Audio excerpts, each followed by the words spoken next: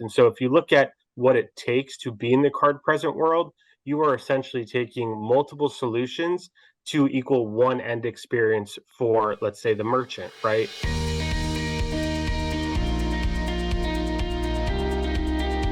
Hey everybody, Patty and I have a great episode for you today talking about the future of in-person payments. Yeah. But it's really interesting. This podcast actually came about, Patty, I mentioned it in the episode, but I actually read an ebook that was on this website from AV, the company we're Right. talking to here. And it was so fascinating to me that I was like, wow, I didn't really think about the future of in-person payments, but it is such a Mm-hmm. blocker with a lot of the ways it's done today. And so some Right. really interesting insights in this one. And then Patty, tell us about the insiders. The insider's report is really interesting in terms of what's going on with PayPal in the courts. And then, of course, your question from the field, it was maybe a little bit self-serving, but I Very know much you want to so. tell everybody about it Yeah, it was just a real it was a quickly. plug. It was a plug for the ISO Alliance. Spoiler alert. I do make some interesting points in there about this evolution of getting ISOs to become more tech centric. Right. But again, isoalliance.com is what we're talking about primarily there. Before we jump into the episode, I do want to mention that AV is not a sponsor, a paid sponsor, advertiser, consulting client, any of the above. It might seem like it in the interview towards the end because I'm asking so many questions about it, but honestly, it's more from a place of I wanted to understand what they do. Right. And I wanted our audience to understand what they do because I just find it really interesting. But yeah, they're not a paid sponsor or anything like that. So with all that being said, let's dive into our interview today. Hey everybody, we're here with Alex Benjamin, who is the head of global business development over at a company called AV. How you doing today? Doing well, James. How are you? Doing fantastic. So today, the three of us are going to talk about the future of in-person payments. Very interesting topic. I have to tell you, Alex, before we jump into this, I hugely enjoyed reading the ebook that you Yeah, guys, I forgot who wrote that on your team. I think it Um, was Martin Hurlinghouse. He's great. yeah. So for anybody at the end of this, we'll give some links or whatever that they can go to the website. But that was one of the more insightful things I've actually read about the payments industry. It was pretty in depth actually, but it was really good. So I'm excited to talk to you about this kind of evolution, how this change in in-person payments is going to impact ISVs, ISOs, acquirers, etc. So before we get into the rest of that though, give us your story a little bit, Alex. How did you get into this crazy industry, and then how did you end up doing what you're doing now? Yeah, so it wasn't necessarily by choice. First job out of college, I started working for BB&T Bank, being a regional merchant sales consultant. And, in the purest payments way, I was knocking on doors, selling to small businesses. Right. So I had a real appreciation for kind of what they were looking for. We were selling Linux-based terminals. And it was a pricing game, right? Right. And from there, I sort of built upon that experience. I got into national sales. I think I was pretty early on the integrated payment space with some payments companies. And then eventually I was on the global aspect of payments where I switched into e-commerce where things were a little bit more dynamic, right? With alternative payment types, posted checkout, different localization requirements. And eventually I ended up at AV specifically because I saw kind of what they were doing in the payment space. They were actually the first creators of the Android smart terminal Hmm. for the Central Bank of Australia.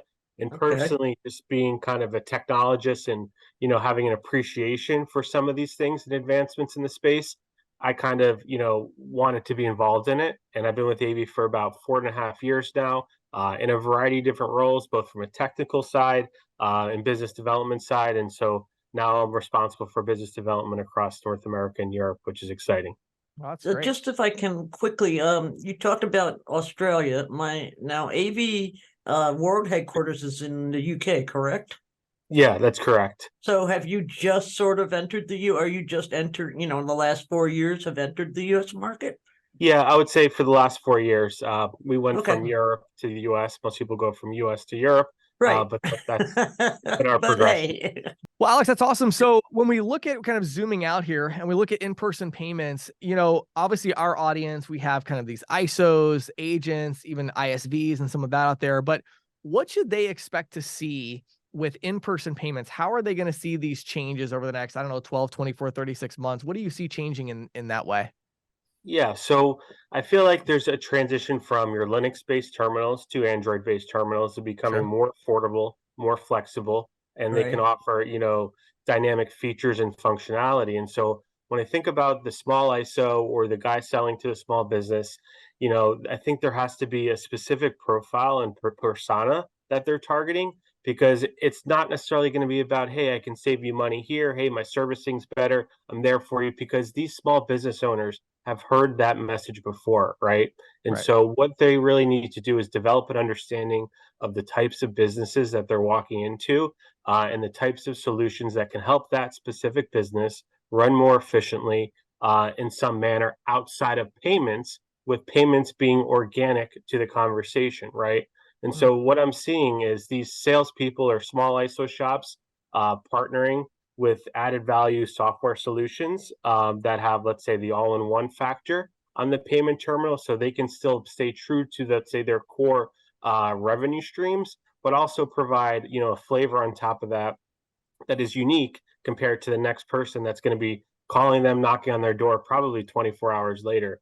And so I think they really need to understand their role and who they're targeting, and also have an appreciation for, if you're going for a business with little more complex needs or higher volume in payment processing, maybe the solutions you have control over aren't the right fit for them. And there's nothing worse than putting a merchant with a small business solution that is not the right fit.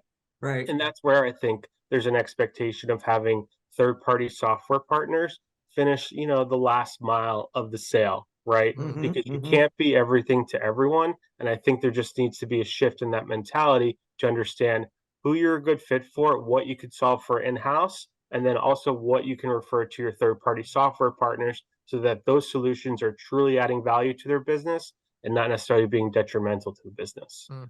Yeah, good advice. Well, I like that too. It's a really good segue because, the next question I had for you is, when we look at these vertical specific ISVs, right? Yeah. They've basically taken over the card not present world. You know what I mean? No matter what it is, there's an ISV for you out there. But what's been interesting to me is they haven't actually been as successful in the card present environment. You have your big ones. You have your Square and your Toast being maybe the exception to the rule there, right? Is vertical specific. But you've Right. got Square, you've got Clover, right? But it's like it's not like they're taking over these niches, of dominating in that way. Yeah. And I think a big part of that is that the card present kind of hardware software solutions that are out there just aren't as easy for the developers to figure out what to do with. So I'm curious, how do you see that changing, or in the future, and specifically even with what AB is doing? I know that you're really focused on that. Yeah, so the issue with the card present world is that there's literally no standardization with integrations.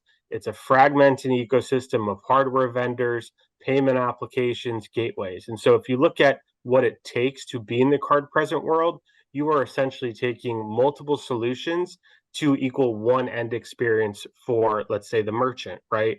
And so for an ISV, they have to partner with the payment company, they have to partner with the gateway, they have to have a specific device of choice, and all of those things essentially just create a bottleneck, right? From an experience standpoint. And it also is intensely capital intensive, right? In the sense that Right. they have to procure the hardware and they have to maintain integrations, where in the digital world, it's much easier to maintain the integrations because you're not dealing with a Mm-hmm. hardware component, right? Right. And so that introduces a ton of complexities. I think that introduces a ton of friction, and specifically, what AV solves for is we consolidate the entire value chain of in-person payments, from the payment gateway to the device management to the software and payment application on the terminal. So it provides one standardization layer, so that that ISV that wants to grow up and be their own Clover, be their own Square, they can do off-device integrations, or they can put the solution on the device and have an all-in-one product. And so we sort of create harmony within that ecosystem. And I think generally all the hardware vendors today, not by choice, are, pieces of plastic. They're certifying their kernels and everything that associated with it. And then you have those other layers on top of it for these ISVs to connect into.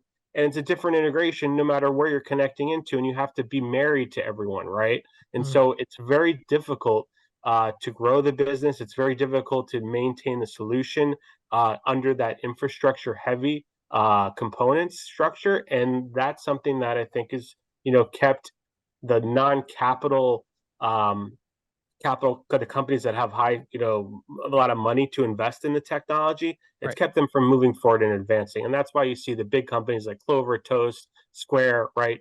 we all know they have money, they're worth billions of dollars, and they are able to manage this in their own way. Whereas if you kind of fall below the line and you don't necessarily know the right solutions to partner with, then it becomes, a very, very steep hill to climb, and keeps you from bringing progress and making things advance. Yeah, yeah, I see what you're saying. So, okay, how about as we move forward? Obviously, your experience has shown you some, some good things and some bad things. There's going to be some ISOs that adapt, some that don't. I'm wondering what you're seeing today from both wholesale and retail ISOs, in terms of those that are making the right strategic moves, to do well in terms of in-person payments. Excuse me, that was a little bit of a tongue twister for me. Yeah. Anyway, what changes do you think they're embracing? So I think, we like to put it in one category called the evolution of the ISO, right? And that evolution customer can be a large ISV, and a wholesale ISO, a retail ISO, a PayFac, right? And these Mm-hmm. evolution customers are investing in modernizing their technology, right? And Right. modernizing the technology can come Sure. into many forms. It can come into bringing in, let's say, your Class A products that you get from TSYS. Instead of saying, "Hey, I want to use this payment terminal connected to Sierra," it's, "Hey, I'm going to use my payment terminal with my gateway, and I own the devices. So if I ever want the flexibility to go directly to Visa and Mastercard in some future state, I have that flexibility. If I ever get acquired by XYZ, processor that's coming into the US, I have that flexibility, right?" So I'm looking at these companies evolving in a way where they have taken for granted these plug and play solutions that Mm-hmm. solve for problems and process payments, and realize that they need to have more control over their destiny. And the only way you can actually do that is if you start bringing pieces of that value chain in house and Right. investing in that stack. And today, it's just about a reseller stack for these companies, right? And they're Mm-hmm. Mm-hmm. realizing that that reseller stack is not modular, it breaks, and that reseller stack is going to solve for your short-term problems, but it's actually not going to solve for your long-term problems, no matter how you go to market. And I think that's what they're realizing, and so they're evolving, and I think they're preparing for the future. I mean, you're seeing these big banks like Bank of America break off of Fiserv, right? That's common knowledge. I think that's started the trend, for the future of the space, and you see a lot of retail and wholesale ISOs thinking about kind of those paths as well. So what is AV doing in terms of, where do you fit into the in-person payments ecosystem? So we specialize 100% in-person payments, and I look at us, as consolidating the entire value chain, right? So everything from endpoint management to the data to the payments and transaction management, we control it all, right? So we have a payment gateway, we have a payment application connected to that gateway, and then the actual device management is controlled through a single unified platform, right? And so what we do is we allow our customers to white label this technology stack, streamline their operations, and have the flexibility to go to different processors down the road, have the capabilities to build their own all-in-one solutions, Clover-like competitors, Square-like solutions. These tools are enabled on the platform, and they also can have an ISV strategy, with our components to have semi-integrated capabilities. And we Mm-hmm. bring this all together under a single platform, and that Mm-hmm. single platform allows data to kind of sit in this data lake that we have sitting alongside the platform, and Okay. really provide the ultimate, let's say, omni-channel experience, so that that data can be populated into whatever, let's say, front end console exists for our customers, and it can be truly a unified experience. Because if you look at the world that sits today that, let's say, is not using AV, they can provide a similar experience by combining multiple vendors, Mm-hmm. with Kind of AV as a cobbling them single. together. Yeah. Exactly. And it's like, okay, I have to work nicely with you in order for this to work. You Mm-hmm. have to make sure they're maintaining their integration properly. With Right. us, it's all under one roof. And we try to make it extremely easy to deliver an in person payments experience. So a couple of follow-up questions, because it's interesting. I mean, I really wanted to dig into this just because I think AV is just very interesting. It's a really Yeah, cool concept. But I want to make sure that my listeners understand this. So a couple of things I want to clarify. So number one thing I was thinking of when you were saying that, I mean, obviously if I'm building an all-in-one solution, I'm of course going to also want to enable card not present payments, right? Like right. if I'm going to make a solution for a hair salon, I'm probably going to want to have online appointment scheduling that's not in person. So are you saying that your APIs don't support that, or it's just you focus on in person, but you do have the card not present ability as well? So from an authorization perspective, we're not processing card not present transactions, but Okay. we have the ability to essentially integrate, right, with these card not present solutions, right? So Oh, okay. if it's kind of linking, like, linking sort of the mid, right, with the card not present product, doing appointment scheduling, if there's an application download on the terminal, I mean, that's all living in the cloud regardless, right? So Right. it's Right. just Okay. the authorization path that doesn't flow through our rails. But from an I see. experience perspective, it doesn't matter. So what you're Right. kind of, if I could maybe reword that a little bit, I think what I hear you saying is you have really unique rails for running authorizations with card present. There already are a lot of existing rails to authorize card not present, and you can tie those together through your solution. Exactly. Yeah. Okay, got it. Yeah. All right. It's a blended approach in that sense. Got it. Okay, that makes sense. And so let's get really specific though. So I'm an ISO. I have, I'm doing 100 deals a month, mostly card present, retail, restaurant, right? Okay. Um, how exactly and why would I work with AV? And I'm assuming I need to have my own developers or an outside developer shop to do like what do I do? How do I work with you? Yeah. So there's two approaches. We have the quick and easy approach, and that is what we call our starter pack, right? Which is what we've done is productize a portion of our platform to have an all-in-one solution. It's a lightweight point of sale on a 7-inch Android device, right? And that particular ISO that's selling payments could potentially solve for, let's say, a portion of their business, right? With the starter pack. It's extremely affordable. It doesn't take a lot of configuring or platform deployment on our end, but it's boxed in, right, to make it easy for, let's say, the retailers to sell a very a solution that has a lot of depth to it, right? Mhm. And the second option is to deploy our platform, right? And deploying our platform is a good fit for wholesale ISOs, mid-tier ISVs that have, let's say, the ability to deploy a project almost in-house, right? People Mhm. that have the ability to want to have a future of owning their own technology. Mhm. And essentially, they're getting a device management system. They're getting a white labeled gateway that they can build API wrappers around so that their third party ISVs can integrate into it. And that's when, more complex sort of needs in the payment space are introduced, right? So a lot Mhm. of the bells and whistles that we offer start to open up when you're a platform customer versus, let's say, the starter pack customer, which Mhm. is the quick and dirty solution. You can deploy it. You can white label the point of sale on the device, and you can still sort of create your own identity in the market. So I would say those are the two clear paths in which people work with us here. But I think one of the other interesting things here, if I'm understanding it right, is that this is for, even if it's say the ISO that wants to do the starter pack. I mean, this is for that ISO that wants to own and kind of take responsibility for the tech as far as first level support, things of that nature. I mean, this would be their point of sale system that they're kind of white labeling right from AV, and then they're supporting it. Is that accurate? Exactly. Yeah, we don't provide level one support. We do partner with Ovation, where they Hmm. understand how to operate our platform Okay, in some sure. instances, but it really depends on their customers. So we give you the keys to the car. You're driving the car, and so that's Interesting. that's our model, and that's generally why our brand necessarily hasn't been evangelized because everyone that's interacting with merchants, like the Squares and the Clovers, right? They're going to market as themselves. With AV, we allow our customers to go to market as their brand where we're completely stripped away from the customer. So you turn on the terminal, it's their logo, the launching screen is their brand. Like Right. that's the type of functionality we empower them with, through our platform. Yeah, I love it. And that's why I wanted to dig in a bit more, because we talk about it a lot on the podcast that, this kind of evolution of the ISO becoming an ISV, becoming a technology centric provider, but we don't actually talk that often to the companies that are enabling that, to happen. Right. And I view AV as a company that does that. So that's why I wanted to have you on Yeah. today.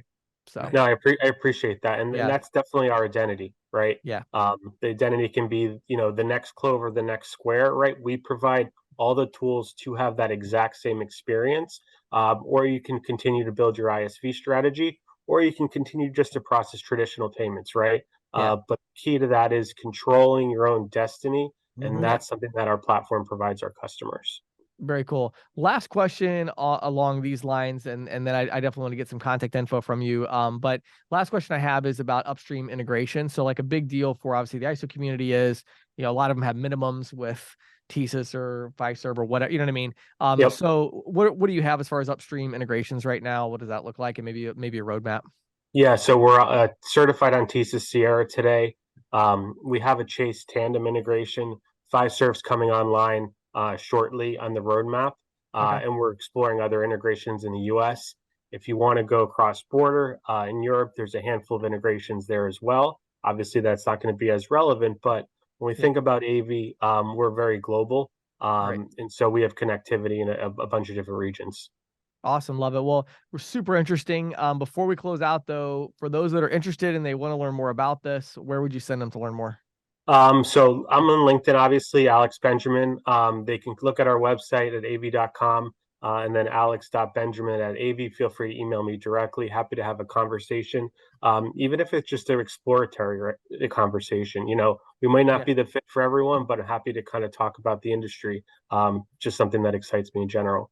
And for And those that for are, those who yeah, go aren't ahead. watching, it's AEVI. That's how you spell AV. So Yeah, good. So Thanks, Patty. AEVI. And what did you say the website was again? It's AEVI.com. Yeah, Yep. correct. Okay, got it. Cool. Awesome. Well, Alex, thanks so much for the insights. Again, I really enjoyed I was gonna ask you that. The ebook. I think if they just go to AV.com, isn't there a link right there somewhere? Yep. Yeah, they Okay. can download it directly. I can also send or yeah, download it Yeah. directly or have email me. them I'll send it download to it. you. Yeah, it's Yeah, they easier should. than you having to mail it, My email it my out to marketing everybody. team will like that. Yeah. No, you Yeah. really should. I'm telling you, seriously. If you're actually now, if you're just like high level, I mean, if you're actually somebody that enjoys the payments industry and you want to like think through some of the more complex trends and things that are going on, head over to av.com and download that free ebook. I actually found it very fascinating. So, Well, then I'm going to and download it I don't myself. say that often. I very rarely actually find these Yeah, books fascinating. So Right, I was gonna right. say That's it's why hard I'm to going to impress download James. it. yeah, it really is. So yeah, share that too with the again the author of it. It says Martin, right? Is his name? Yeah, Martin Hurlinghouse. He created Well, it. tell Martin that was a nice job. That was pretty cool. So, all right, Well, everybody. Hey, thanks again, Alex, so much for your time today and sharing your insights. I appreciate it. likewise. Thank you both. So, Patty, this particular podcast episode is brought to you by Hipfinity, and One so of the companies with the coolest names. right, of course. So, Hipfinity.co is the website. It's a terminal provider. They also have the gateway solution as well. And really, I love what Lori has done there. Really, what this Yeah. came from is her experience in the industry and her passion to support the small to medium ISOs, especially that level 1 support that Right. some of the other providers have kind of gotten away from a little bit. And Mhm. also the other thing is the support aspect of the push notification, which is the thing I wanted to talk about today in this little infomercial for the sponsor. Right. I talked about in the interview we did recently with Lori, but it's so cool that you don't have to reboot the terminal to push an update. You don't have to get the merchant doesn't have to push any buttons on the terminal to update. You just make a change, you save it on the back end, and it just pushes it to the terminal instantly with no action needed on their side. And then you get a little bell like a you've got mail kind of You've got bell. mail, yes, and it dings, and it's kind of like it really startles you a little bit. Yeah, and the and merchant, I saw you know, the demo and it did startle me a little bit. Yeah. Yeah, and it makes it really Yeah. cool because then the merchant, when that ding goes off, it's like, yeah, that was your terminal being updated. Such a great experience, not only for the merchant, but also from an efficiency perspective for support. So Yeah. if you want to learn more about that, head over to hipfinity.co. Although it's a new company, it's built on a long established tech stack of terminal gateway solution that's, top of the line and everything. So it's a really cool solution. Got some great dual pricing, cash discounting, surcharging stuff built in. So go check it out, hipfinity.co. And that's HIPFINITY.co. Patty, today in questions from the field, I want to do a little personal plug, but I also Okay. want to talk more broadly about this evolution. We just talked about a little bit of the ISO going from a payments company that offers technology and to a technology company that offers payments, right? Right. So the reason I said I was going to do a little plug is for the ISO Alliance. Right. So if anybody wants to check out the ISO Alliance, it is isoalliance.com. Let's see, I'm trying to think of when this is going to air. We may or may not have, yeah, we'll have this offer still. So if you go to ccsalespro.com/ISO Alliance, there's a special landing page where we have a bunch of information that is a special offer for 1 month. But the idea there is, I have a passion for getting the ISOs together to help them be able to compete with the Toast and the Square and all these other companies out there and the vertical specific SaaS companies. And a big part of that is the collaboration and the brainstorming that needs to go into this that just isn't happening in our industry right now.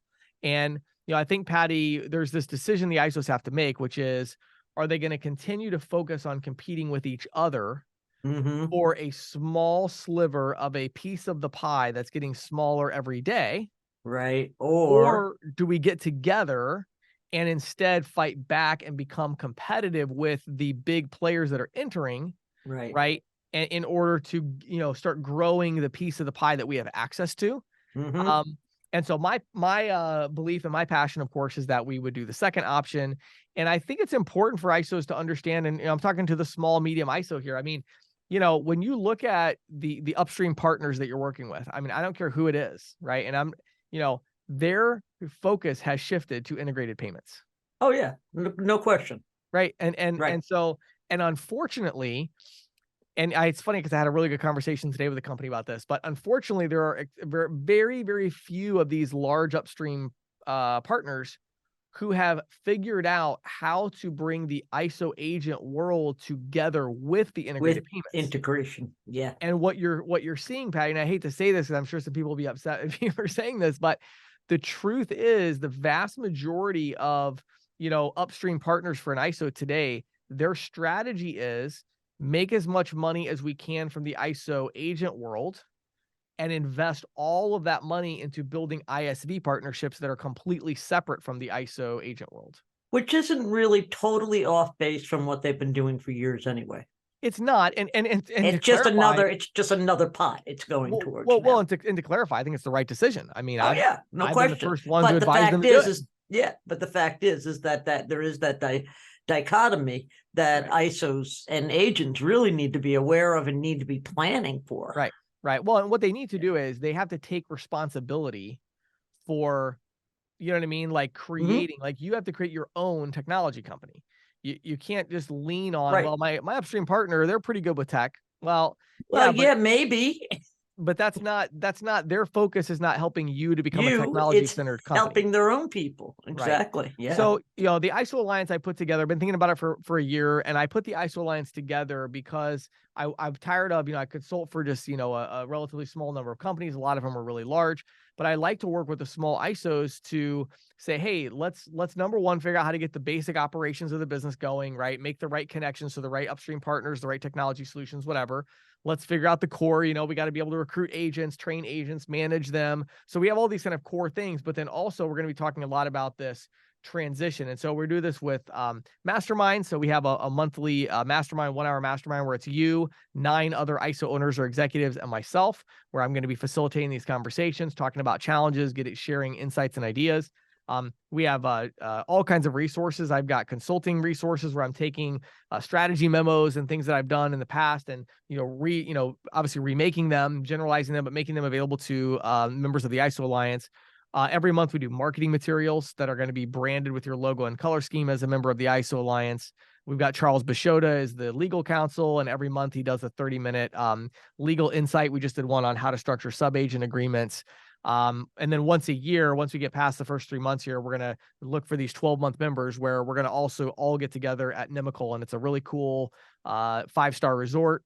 And so we're going to get together there for a 2-day in-person event and just, kind of furthering that collaboration. No vendors are there. No sponsors are there. It's just ISO owners and executives. So it kind of reminds me of some of the smaller trade associations I used to work with in my earlier days. Yeah, very similar to that. Yep. It's just executives sitting around talking about, okay, how can we help each other without running afoul of the law and and still make our industry more competitive. Better. Yeah. Well, I think it's that. And then I think the other part that's interesting is I'm putting the jet fuel behind it of my team.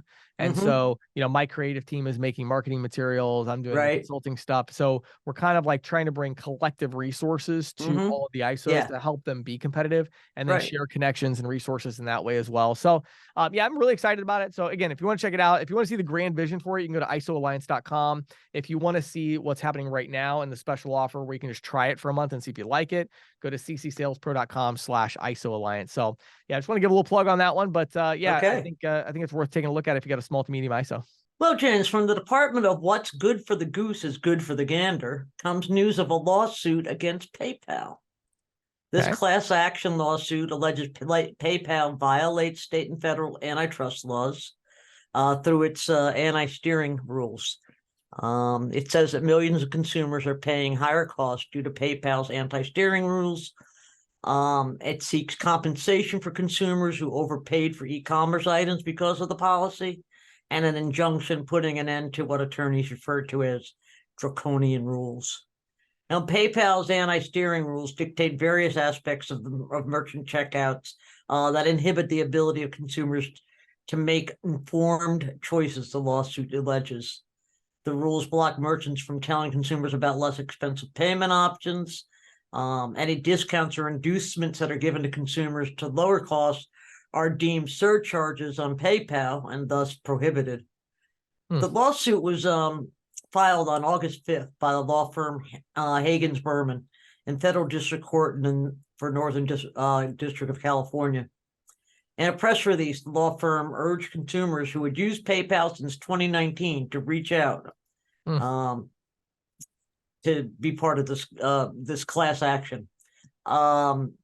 You may recall, if this sounds a little bit familiar, you may recall that the Department of Justice filed a similar lawsuit against Visa, MasterCard, and Amex back in 2010. Yeah.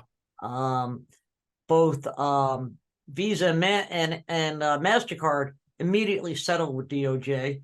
Amex took it to actually took it all the way up to the Supreme Court, where it was upheld. Its stand was upheld. It strikes me that this particular case, though, against PayPal is significantly more flimsy. I mean, for one thing, it's not being brought by the DOJ, and plus, I think it's a bit of a stretch to claim that they're. Yeah, exactly. And it's like it's being brought by a law firm that's notorious for bringing these class action lawsuits. Right, exactly. Like, what possible reason could they have for filing this class action? And especially, and my feeling is that especially given what the Supreme Court ruled in the Amex case, right, it's almost a done deal. But here's a couple of statistics that I thought were interesting. More than 400 million consumers use PayPal and Venmo, including 75% of Americans.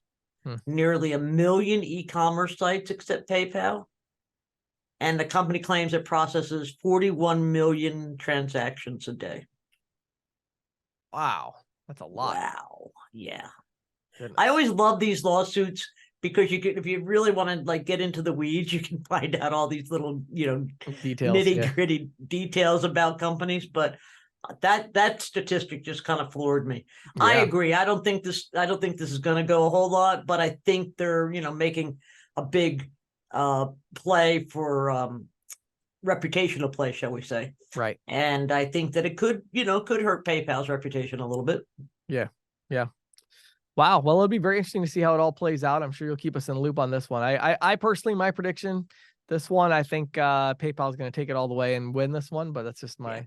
That's my prediction. We'll see. I would agree with you, but let's wait and see. Yeah. Well, and you know what? Also, they may decide it's not worth the legal battle and they might settle, but we'll see. One of the two. That's entirely possible. Yeah. So thanks, Patty. Sure thing.